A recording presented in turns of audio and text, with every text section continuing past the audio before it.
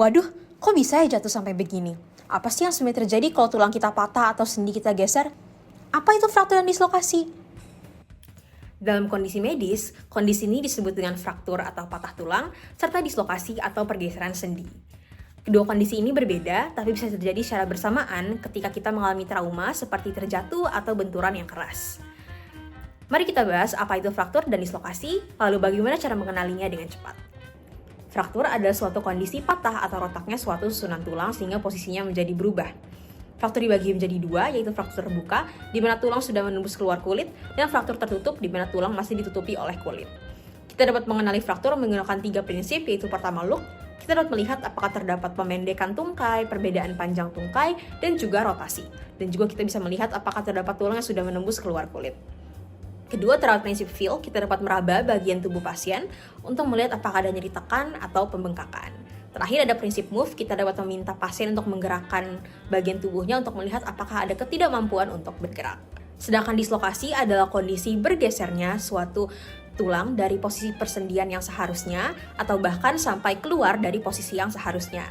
Ciri-ciri dislokasi adalah nyeri, lalu mati rasa, kesemutan, atau terlihat bagian tulang yang keluar dari posisi yang seharusnya dan sendi yang tidak bisa digerakkan. Lalu, apa yang harus kita lakukan saat menghadapi situasi fraktur dan dislokasi? Yuk simak pertolongan pertama pada kasus fraktur dan dislokasi.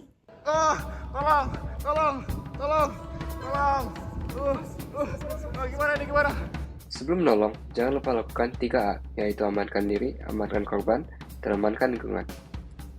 Kalau ternyata korban masih berada di tempat yang berbahaya, seperti dekat tangga atau jalan, barulah kita pindahkan ke lokasi yang lebih aman.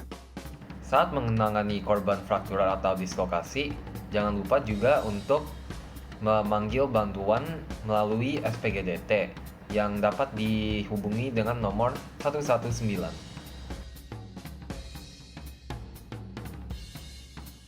Selamat siang, perkenalkan nama saya Michael. Saya sedang di apartemen Mahata dan terdapat satu pria yang cedera, terdapat tanda-tanda fraktur dan curiga juga dislokasi. Sebelumnya, apakah dapat mengirim bantuan? Untuk sekarang saya akan mencoba untuk membidai dia. Apakah saya boleh tahu berapa lama untuk bantuan datang? Sebelum melakukan penanganan lanjutan, kita akan melakukan primary survey kepada korban, yaitu A, B, C, D, E. A, airway, kita akan melihat jalan nafas korban apakah terdapat hambatan. B, breathing, kita akan melihat pernafasan korban apakah normal. C, circulation, kita akan melihat peredaran darah korban apakah normal dengan meraba denyut nadinya. D, disability, kita melihat tingkat kesadaran korban dengan melihat refleks mata, refleks verbal saat diajak bicara, dan refleks motorik yaitu pergerakannya. Lalu E, exposure, kita akan mengekspos bagian tubuh korban yang kemungkinan terkena cedera. Karena pasien masih sadarkan diri dan dapat diajak bicara, ABCD pasien kami anggap normal dan kita akan melakukan exposure untuk melihat area cedera pasien dengan menggulung lengannya ke atas. Sebelum memindai bagian tubuh yang patah, kita harus cek dulu kondisinya. Kita akan menggunakan 3 langkah sederhana, yaitu pulse, motor, sensory, atau disingkat. Untuk pulse, tekan ujung jari korban selama 2 detik lalu lepaskan.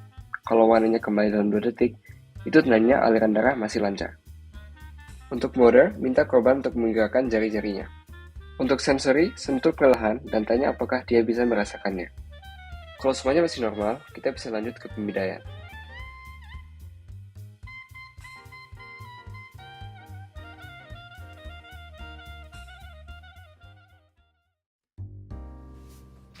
Gunakan alat yang kaku seperti papan dan pastikan menopang bagian atas dan bawah dari lokasi patah.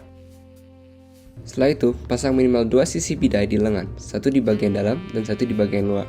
Ini penting untuk mencegah pergerakan dan menjaga posisi tetap stabil.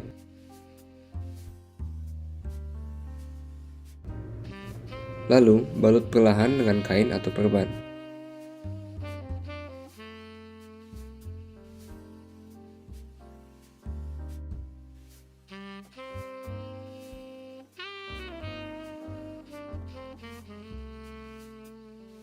Selalu tanyakan pada korban, apakah balutannya terasa terlalu ketat atau tidak. Kalau terlalu ketat, ini bisa mengganggu aliran darah. Ikat perban dengan simpul yang kuat, lebih baik pakai square knot atau simpul mati supaya nggak mudah lepas.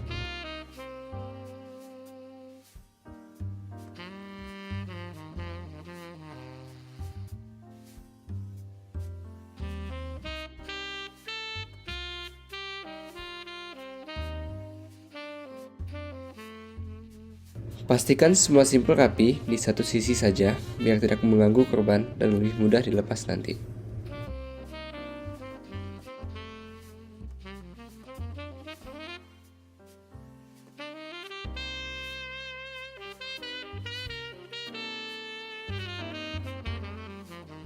Dan jangan biarkan ujung tali menjuntai. Setelah selesai dibidai, jangan lupa cek lagi pulse, motor, dan sensor untuk memastikan semuanya tetap aman. Selanjutnya adalah dislok. Berikut tata laksana untuk mengatasi dislok. Untuk tata laksana dislokasi, kami menggunakan teknik sling and swat. Untuk menggunakan teknik sling, pertama-tama kita harus mengikat bagian tengah dari mitela yang berbentuk segitiga. Selanjutnya, letakkan bagian yang sudah diikat tadi ke siku, seperti ini. Selanjutnya, silangkan mitela seperti ini, lalu ikat pada leher bagian belakang. Untuk mengikatnya, kami menggunakan teknik square knot, dapat dilihat di video ini.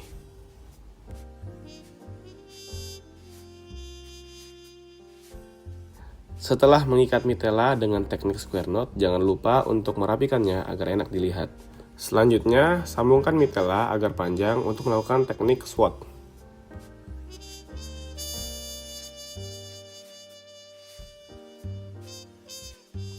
Untuk melakukan teknik swat, lakukan seperti yang ada di video. Lalu, ikat mitela menggunakan teknik square knot dan tidak lupa untuk merapikannya agar terlihat rapi.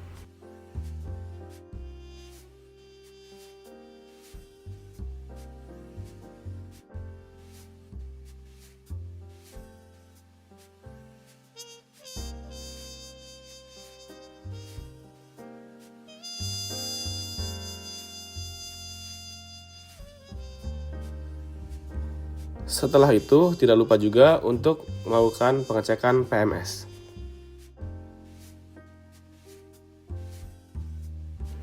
Inilah hasilnya.